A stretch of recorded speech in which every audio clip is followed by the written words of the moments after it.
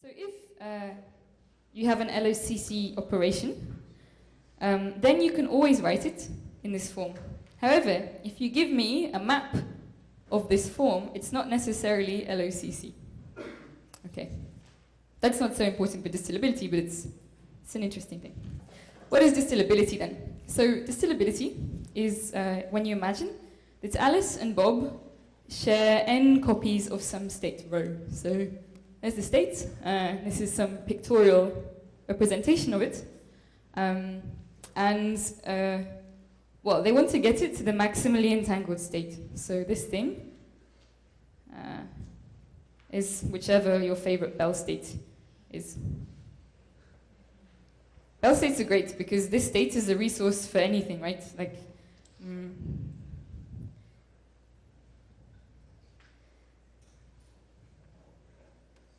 for teleportation. Can anyone think of any other useful things you can do with the Bell state?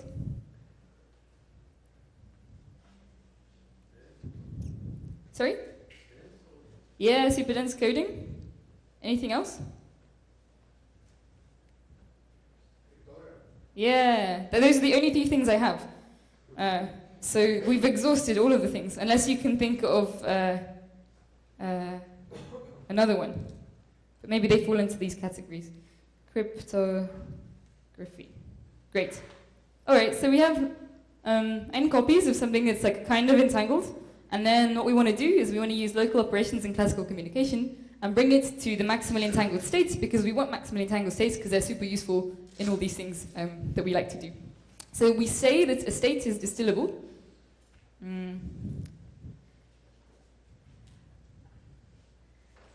If, well, and this is like, now it's getting a bit technical, if for all epsilon, there exists an A, B, and an N, such that the following holds. And the following is that A tends to B, acting on the n copies of the kind of partially entangled thing that you have, minus the, I should put here, what's this, plus or something, plus the maximally entangled state. And this is the trace of the thing above. If this thing is less than or equal to some epsilon, which means that there's, for some copies, like if I take enough copies of these kind of entangled states, then by LOCC, I can bring them close to the maximally entangled state. So these maps, so if we define the spaces, the map on Alice, n goes to C2, oops. C2, and the thing on Bob is the same, right?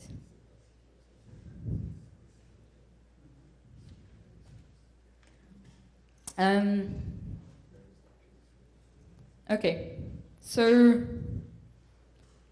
all states are distillable or not distillable, true or false?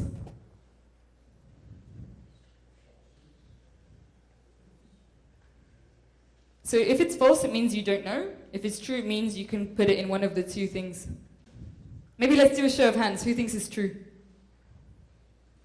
Who thinks it's false? It's true. So all states are either distillable or not distillable.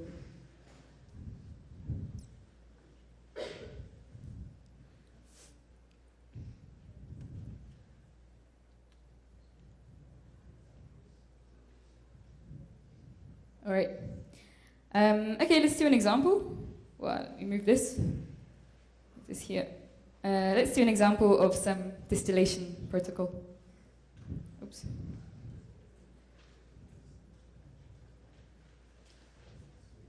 And the example is going to involve, obviously, Alice and Bob, because we're talking about bipartite things. And they're going to, each party has 2 particles. So Alice has a pair of particles, and Bob has a pair of particles. So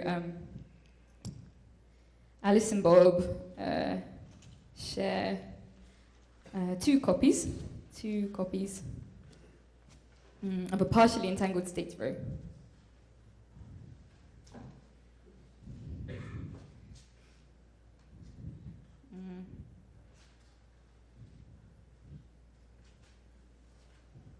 Okay, They both perform a C0 on their pair of particles. Okay, Alice and Bob share this pair, and these are the partially entangled things.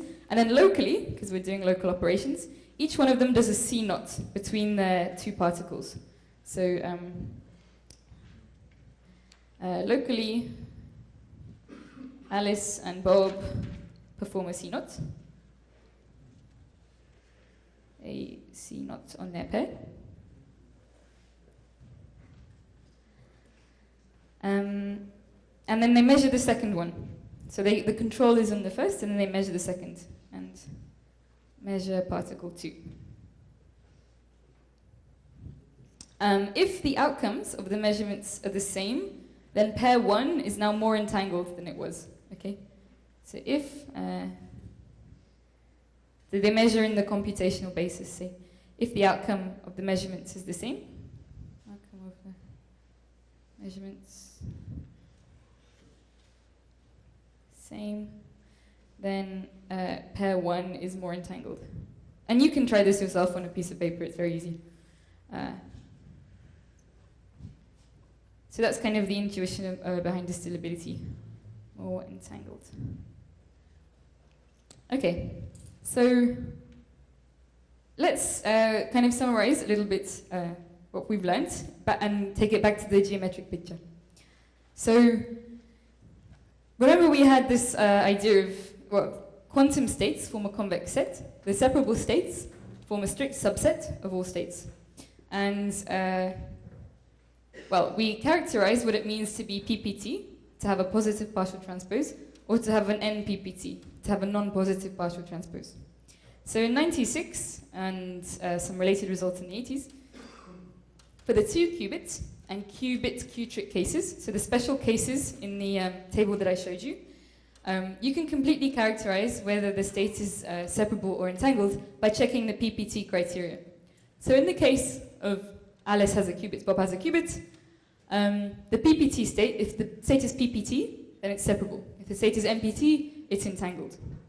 And in fact, you can prove an if and only if. So the false, oh my god. So for qubits and qubit Q-trit,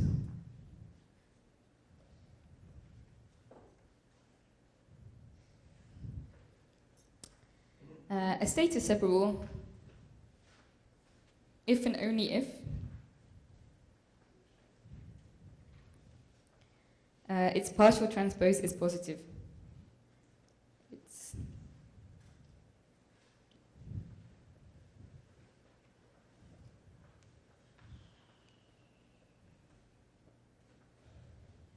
Okay, so rho is separable if and only if rho TB or T Alice is positive, i.e. rho is PPT. So before I didn't actually give the necessary, I mean it's necessary, but I didn't show that it's sufficient. So if a state is, if rho is separable, if it's positive under partial transpose. However, the converse is given to us by a theorem by some people whose names I can't pronounce, but I will attempt to. This Stormer and Wronowitz, I think. Wronowitz. And they said that every positive map,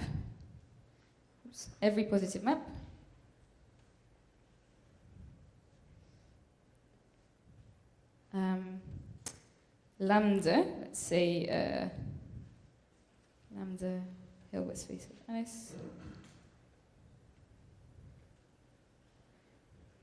for A1.A2 is less than or equal to 6. So for these dimensions, precisely the dimensions we have, so in the first case we have 4, in the second case we have 6, can be decomposed.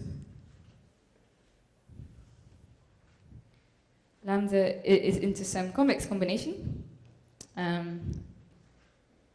of a completely positive map. So this is completely positive. And something that's completely positive with the partial transpose. This is the transposition. And this gives us the sufficiency to say. So in this case, we can unambiguously discriminate whether a state is separable or entangled. Okay. How much longer do I have? Someone? 30 minutes? Yeah? 20, okay.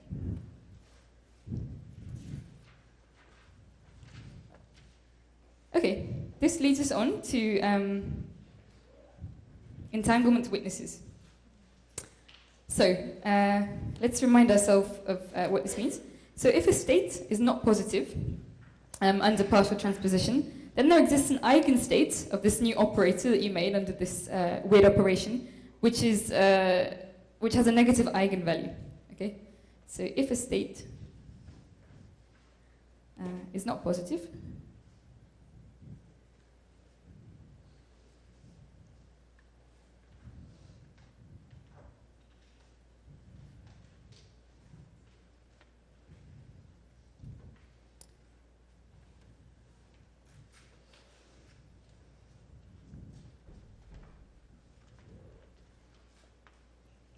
then there exists an eigenstate. Let's call it phi, and some eigenvalue such that the following holds. So rho AB, partial transpose applied to this state, gives you a negative eigenvalue. We saw that earlier. So using the following identity, so using the trace of rho partial transpose of, let's say, Alice with some other state sigma, this is equal to the trace of rho partial transpose sigma or partial transpose on Alice again, and this in turn is equal to rho sigma TA. This is just an identity, okay? From this, it follows that the trace rho, so these all have ABs, I was just being lazy. And the trace of this is equal to the trace of rho AB. We can just pass on the partial transposition to the state psi, and this is just equal to the expectation value. Oops, I don't need the A's there, maybe. Psi, transpose of A. Okay, so at the same time,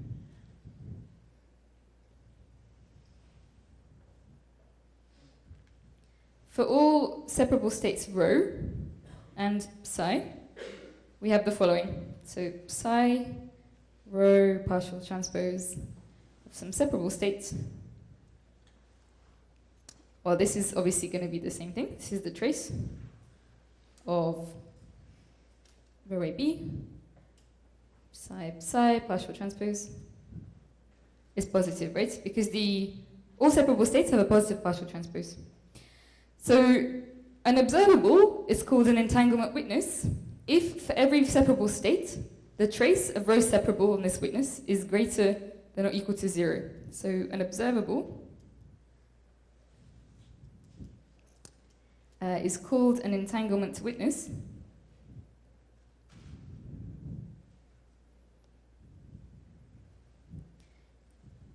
if for every separable state,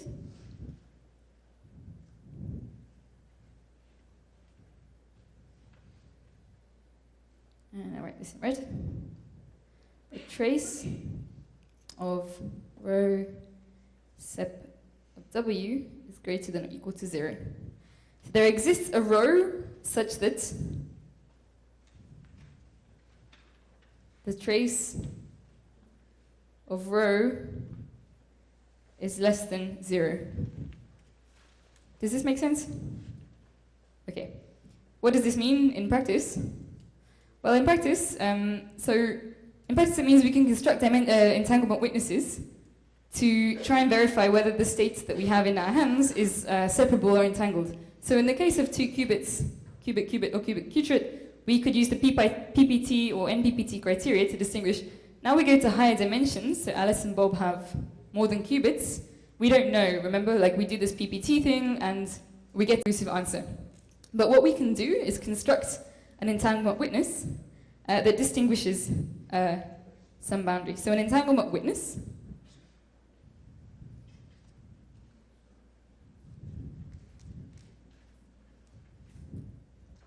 is an observable that divides the set of states, if you like.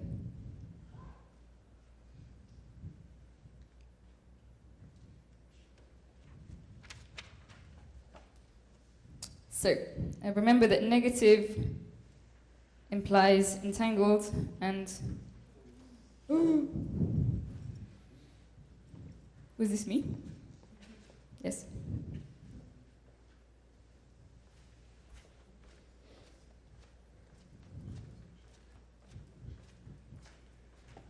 It's still working, I think. Ah, yeah, here we go.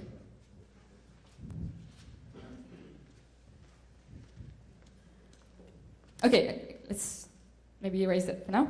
So you have this entanglement witness, which is this observable. So this is the set of states, right? So every point in this is some state. I come along with my observable, and I take the average of this observable in the state. If the observable gives me a positive value, then I know that the state I have is separable. If it gives me a negative value,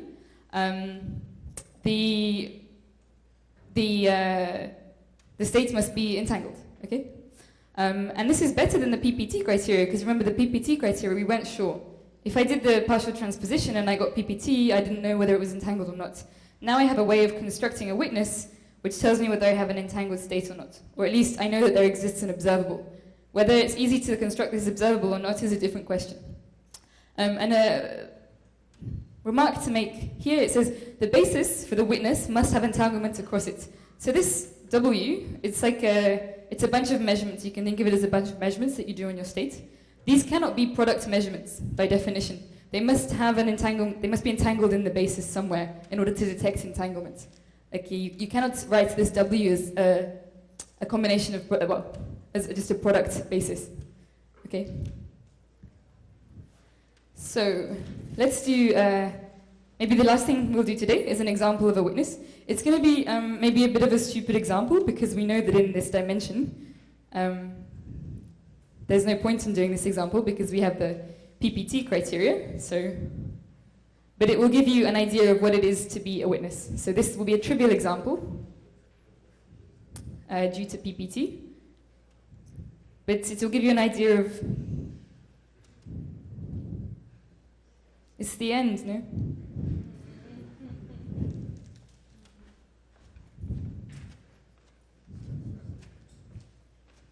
It's coming. No.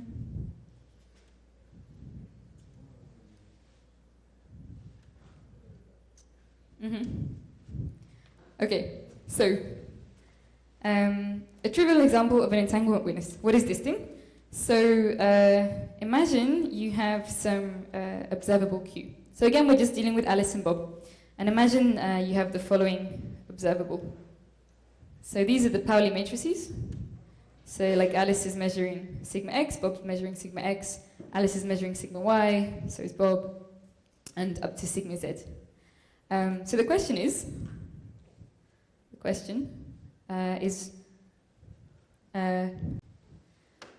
which values of Q can Q take on a separable state? Okay, which values can Q take on a separable state? And this we can do analytically, which is why I suggest this example. So we want to find the minimum over all separable states, and the minimum of Q.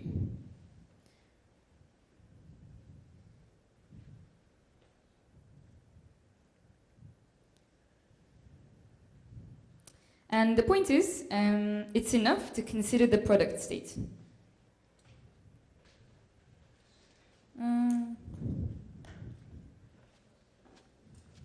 It's okay, it's coming.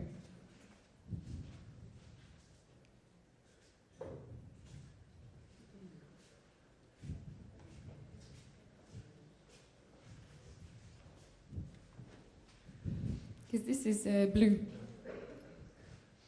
Yeah. So it's enough to consider the product state, rho AB. So for product states, the expectation factorizes.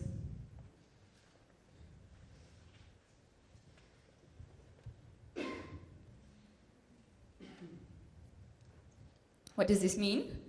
It means that the expectation value of Q is equal to this thing. Well, this is the expectation value of Alice, this is the expectation value of Bob. A, B, sigma Z, A, B. And we can write this as a vector, all right? So let's write it as the vector A dot B, where I'm going to call the vector A the expectation values of Alice's state in the 3 Pauli operators. And the vector B is the same thing but on Bob.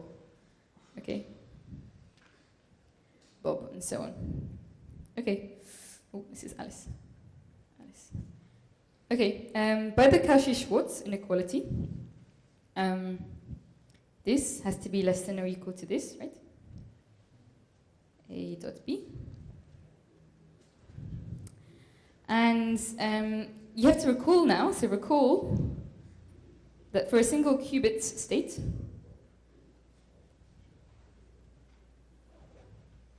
the following identity holds. So this thing plus this thing, and the same on Bob, obviously. And we know this from things like uncertainty, or you can think of it as things in like an NMR and these kinds of things. So for the following, for a single qubit state, the following identity holds. What does this mean? This means that this Q has to be bounded by 1, or it's actually equal to 1. Right? Less than or equal to 1, sorry. For all separable, for product, and in fact, all separable states. I can tell you now that the value of this thing for the maximally entangled state is -3 for the maximally entangled state. So one of the Bell states. This implies, if I run out of space, maybe I'll write here. So what this implies is that W is 1/4, well, identity over 4 plus Q is an entanglement witness. Why is that? Why have I added this thing? To shift all the values to be positive or negative, right? So the fact that this thing is -3 for the maximally entangled state, if I add this identity term, I shift all the values so that the witness is positive or negative for separable or entangled states. Which means that this thing W is now an entanglement witness. It's positive on all separable states, and it's negative on some, not all, entangled states, and that's important. So a witness can't discriminate everything perfectly, right? So this is the witness, and it's positive on all separable states, and it's negative on some, if we're lucky, entangled states.